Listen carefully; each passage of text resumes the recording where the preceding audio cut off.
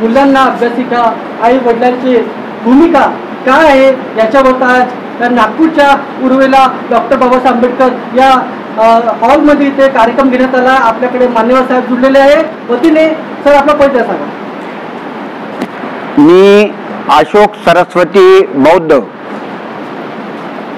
बुद्धविहार समन्वय समिती आणि संत गाडगेबाबा बौद्धेशीय आश्रम या दोन्ही संस्थेचा अध्यक्ष म्हणून मी मिशन भारत या मी विशेष आभारी आहे आणि त्यांनी या टीव्हीच्या माध्यमातून जनतेपर्यंत आम्हाला व्यक्त होण्यासाठी संधी दिली।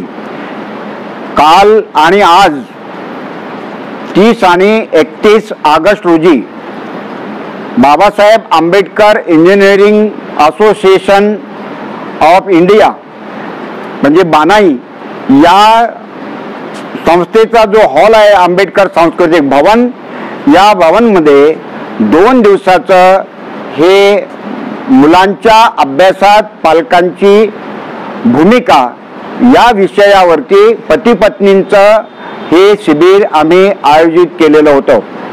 या शिबिराच्या माध्यमातून पालकांच्या मध्ये जे मुलांच्या प्रगतीच्या विषयी जे अज्ञान आहे तर त्या गोष्टी आम्ही वेगवेगळ्या 17 विषयामध्ये त्याला विभाजित करून पालकांना आम्ही मार्गदर्शन केलेलं आहे। चाइल्ड सायकोलॉजी, मुलांचा अभ्यासात व्यसनाधीन पालकांचा कसा तोटा होतो, मुलांच्या अभ्यासात भांडखोर मायबापांचा कसा तोटा होतो, मुलांच्या अभ्यासात मायबापांच्या आजारांचा कसा व्यत्यय येतो, मुलांच्या अभ्यासात मायबापांच्या आर्थिक अनियोजनाचा कसा दुष्परिणाम होतो याविषयी आणि मुलांचे आजार, पालकांचे आजार, विशेषतः आईला होणारे स्तन कॅन्सर आणि ब्रेस्ट कॅन्सर याविषयी आणि मुलांना नोकऱ्यांच्या संधी कुठून मिळू शकतात, UPSC MPSC ची तयारी आम्ही कशी करून आमच्या मुलांना पास करवलं याविषयीचं मार्गदर्शन 17 विषयामध्ये 17 लोकांनी या शिबिरात मार्गदर्शन केलं।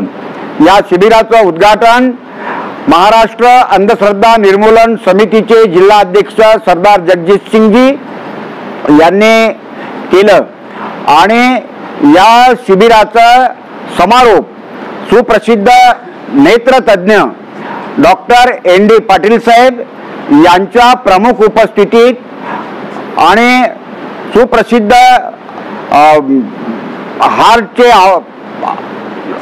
हार्टचे डॉक्टर सुहास कानफाळे साहेब यांच्या प्रमुख उपस्थितीमध्ये हे शिबिर समापन झालेलं आहे। परिवारच्या वतीनं या शिबिरामध्ये पुण्यावरून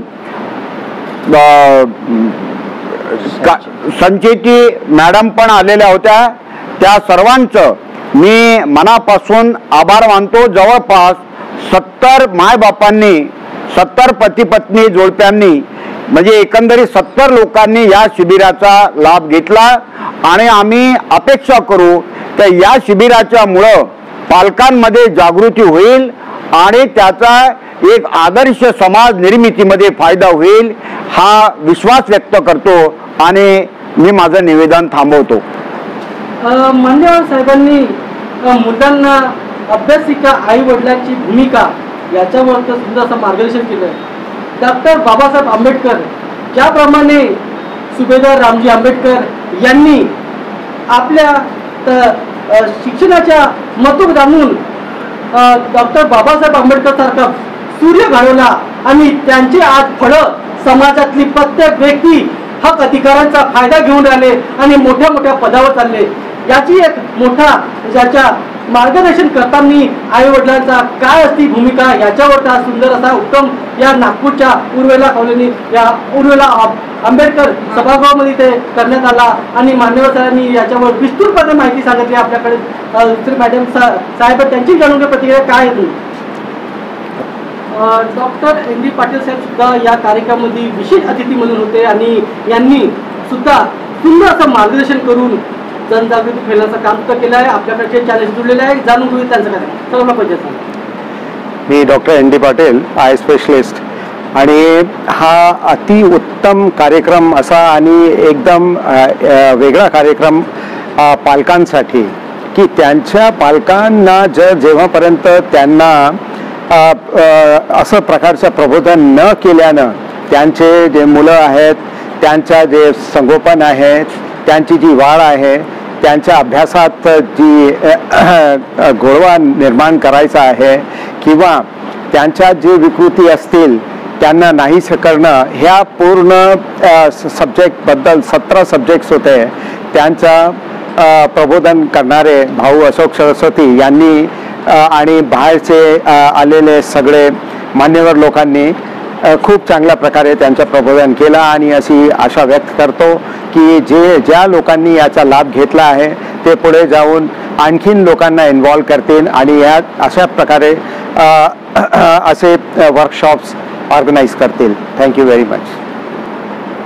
थेट चॅनलची प्राध्यापक विनोद बागडे साहेब सुद्धा जुळलेले आहे आणि ह्या कार्यक्रमाची धुरा सांभाळताना त्यांनी सुद्धा सुंदर असं मार्गदर्शन केलं आहे आणि आपल्या चॅनलवर जुळलेले आहे. काय सांगा जन्मस्थळ आपला पहिला सांगा.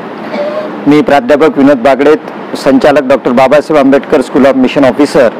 आज अतिशय छान आदरणीय अशोक सरस्वती साहेबांचं असे बरेचसे उपक्रम आहे. यापैकी एक आईवडिलांची अभ्यासात भूमिका काय आहेत आणि अभ्यासात भूमिका असताना स्पर्धा परीक्षात कुठल्या कुठल्या प्रकारच्या स्पर्धा परीक्षा असतात आणि विद्यार्थ्यांनी त्या स्पर्धा परीक्षा कशा प्रकारे क्रॅक करायचे आहेत याबाबत मी मार्गदर्शन केलं आणि विद्यार्थ्यांना हेच आहे की येणाऱ्या काळामध्ये स्पर्धा परीक्षाशिवाय तरणोपाय नाहीत आणि अशाच प्रकारची कार्यशाळा घेऊन आपल्या विद्यार्थ्यांना त्या लेवलचं बनवणं ही काळाची गरज आहे. जय भीम, जय भारत, नमो बुद्धाय.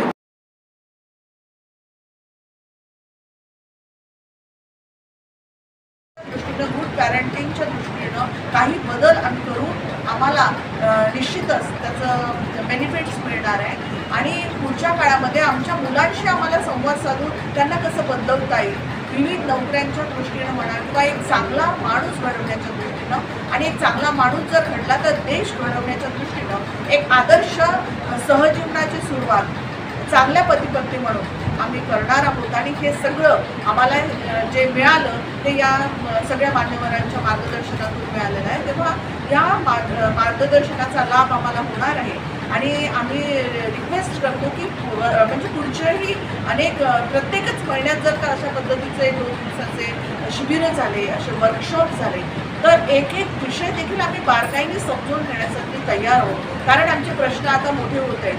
कारण मुलं आईवडिलांचं ऐकत नाही. मोबाईल हा सगळ्यात मोठा त्यातला रोडा आहे. जणू काही ॲटम बॉम्ब आपण आपल्या लेकरांच्या हातात देतो आहोत आणि या ॲटम बॉम्बचा परिणाम असा होईल की ती मुलं तर उद्ध्वस्त होणार आहे परंतु सोबतच कुटुंब आणि समाज देखील उद्ध्वस्त होण्याच्या वाटेवर येतात आहे आणि म्हणून खऱ्या अर्थानं अशा शिबिरांची गरज आहे असं आम्हाला व्यक्तिशः प्रत्येक आईवडिलांना वाटतं आहे आणि म्हणून आम्ही आयोजकांना अतिशय कळकळीची विनंती करतोय की पुढेही तुम्ही अशा पद्धतीची शिबिरं आयोजित करा जेणेकरून आम्ही आमच्या व्यवहारात बदल करू आणि एक आदर्श पिढी घडवण्यासाठी एक आदर्श समाज आणि राष्ट्र उभं करण्यासाठी आम्ही आमचा हातभार लावू शकू असं मला वाटतं. तेव्हा आयोजकांना खरोखरचे मनापासून आभार व्यक्त करते आणि त्याबद्दल सर्वांचे धन्यवाद.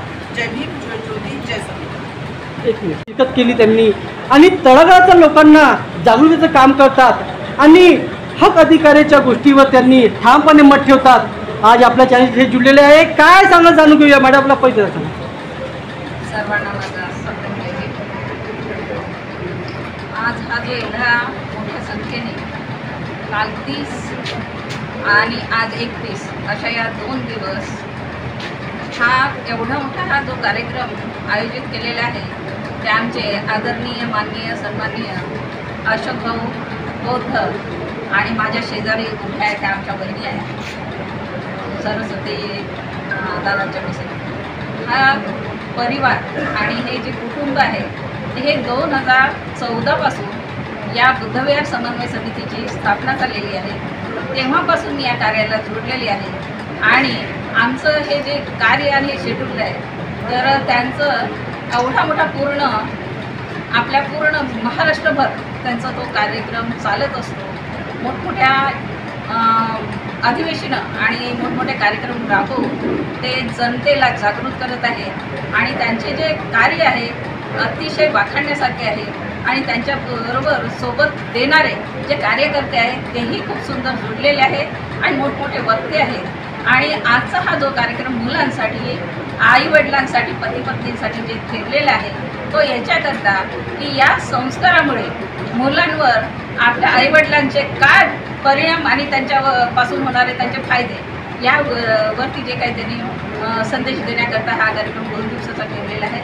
मोठमोठ्या वक्त्यांनी मुलांचं संगोपन करण्यापासून 2 वर्ष ते 0पासून तर तिकडे शेवटच्यापर्यंत त्यांनी त्यांचे आयोजन असे डॉक्टर्स त्यांच्याकडून मार्गदर्शन घेतलेले आहेत. आमच्या सरस्वती साहेबच्या म्हणते मी, कारण काही नाव डबल आहे पण तरीसुद्धा घेते.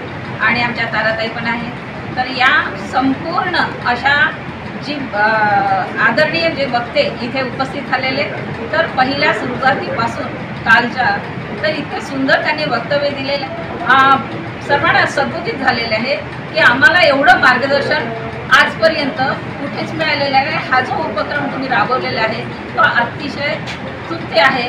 आणि तुम्ही हे जे कार्य करत आहात तसंच वेळोवेळी करत राहा आणि आम्हाला मार्गदर्शन करत राहा, असं या कार्यक्रमातून त्यांना संदेश केलेला आहे आणि उत्साहाने त्यांनी भाग घेतलेला आहे. त्यामुळे मी हा जो आयोजकांनी आयोजित केलेला आहे त्यांचेही खूप खूप आभार आणि धन्यवाद देते. आणि आपल्या या मिशन भारत या चॅनलद्वारे आपण इथे येऊन हे जे दुसऱ्यांपर्यंत पोहोचवत आहेत त्याबद्दल मी आपल्याला धन्यवाद देते.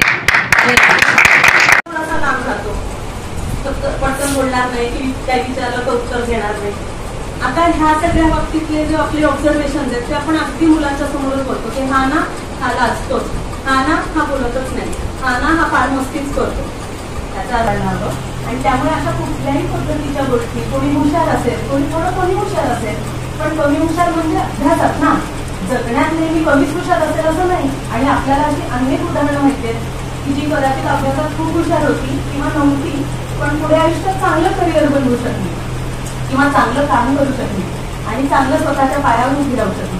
त्यामुळे मला असं वाटतं की हे पण खूप महत्त्वाचं आहे की आपण मुलांना कोणतीच न करतो, शेवटी एखाद्याने बोललं किंवा नाही बोललं तर ह्या पद्धतीने आपण थोडासा विचार करून घरात जर वातावरण बनवू शकलो त्याने त्या गोष्टी आपल्याला पण टोचत होत्या की बहीण किती सुंदर दिसते, तू नाही एवढी सुंदर, तर ह्याच गोष्टी आपल्या बरोबर नंतर मोठेपणी राहतात आणि त्या आपल्या कॉन्फिडन्समध्ये बाधा बनतात.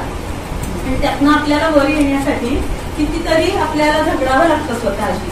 तर ते जर मुलांचा झगडा आपण कमी करू शकलो लहानपणी तर किती सोपं जाईल त्यांना, टिंगाव किती सुंदर होईल. त्याची प्रतिमा आपण योग्य पद्धतीने घरात वातावरण असं पाहिजे की योग्य संवाद झाले पाहिजेत आणि ती योग्य पद्धतीने मुलांपर्यंत. म्हणजे आज तर आपल्याला असं वाटतं की परिवाराबद्दल आपण कधी शिकत नाही कुठल्याही अभ्यासक्रमात, पण गंमत अशी आहे की परिवार ही नैसर्गिकरित्या प्रत्येक मुलाला मिळालेली गोष्ट आहे. कारण आई बाबांशिवाय कुठल्याच मुलाचा जन्म होत नाही. त्यामुळे प्रत्येक मुल हे आपोआप परिवार घेऊनच येतो. तर गंमत अशी आहे की परिवार घेऊन काय घेऊ शकतं, तर त्याचं एक महत्वाचं कारण असं आहे, असं दर्शनात पण सांगितलंय आणि मी पण निरीक्षण करते तर मला असं वाटतं की मूल जे आहे ते खरं तर मोठा माणूस बनण्यासाठी ते मुलाने जन्म घेतला आणि मोठा माणूस बनवणं म्हणजे काय हे कळण्यासाठी तो परिवारात जन्म घेतो. तर आपण जबाबदाऱ्यांचं वहन करणार आहोत, त्या ज्या जबाबदाऱ्या घेणार आहोत त्या सगळ्या ते मूल बघत असतं आणि त्याच्या मनात हे येत असतं की अच्छा म्हणजे मोठं झाल्यावर असं करायचं असतं, म्हणजे असते मोठं झाल्यावर करणं शिकणार आई बाबांनी. आणि म्हणून आपलं हे गरजेचं आहे किंवा आपल्याला हे कळतं की परिवाराचं महत्व किती आहे मुलाच्या आयुष्यात. ही गोष्ट ही खूप महत्वाची आहे की आजच्या काळात कदाचित आपण सगळ्या त्या करिअर आणि क्लासेस आणि शाळा या सगळ्यामध्ये अगदी हरकत करली आहे. तर मला असं वाटतं संवाद करायला खूप बसूनच संवाद केला पाहिजे किंवा खूपच वेळ काढला पाहिजे असं नाही, पण थोडासा सल्ला पण घेतोय का कुठेतरी गोष्ट करताना आणि याच्यामध्ये दुर्दैवाने असं म्हणावं लागतं की पुरुषांना ही गोष्ट खरं तर जास्त करायची गरज आहे बाबा लोकांना, की ते घरी सांगतायत का की आज पाहुण्या ठरवायचं का आपण जायचं बाहेर. तर हे जे एकमेकांबरोबर बोलण्याचं कौशल्य आहे, संवादाचं कौशल्य आहे, यातनं मूल हळूहळू घरात बोलायला लागतं. आणि जे सर मग अशी आम्ही आले तेव्हा म्हणत होते की बाहेर गोष्टींना बळी पडतात मुलं, नशेला असेल बाकी संबंधांना असेल जे त्या वयात अप्रोप्रिएट नाही आहे ते करणं. ते बळी पडण्याचं एक मोठं कारण असेल की मुलाला कळत नाही की माझी ही डेट घालवेल ती मी कुठे काढू, ती मी कुठे सांगू. ती जागा परिवार म्हणून आपण सतत तयार करणं फार गरजेचं आहे आजच्या काळात. आणि आजच्या काळात जास्त म्हणता येईल कारण आता त्या पद्धतीने आपण जसे एकत्र कुटुंबात राहत होतो तशी आता एकत्र कुटुंब नाही. आई बाबा दोन्ही जास्तीत जास्त काम करणारे आहेत. त्यामुळे ती जागा आता हळूहळू अजून महत्वाची झाली आहे की आपल्याला ती तयार करणं, जिथे मुलांना मोकळेपणाने आपल्याशी बोलता येईल, काही प्रश्न असतील तर विचारता येतील. आणि ते जेव्हा कोणतीही मुलं काहीही प्रश्न विचारतात तेव्हा अजिबात त्याच्यावर न हसता आपल्याकडे जे प्रामाणिक, जसं अशी पण काही प्रश्न मुलं विचारतात ज्याच्याबद्दल आपल्याला खरंच खूप माहित नसतं.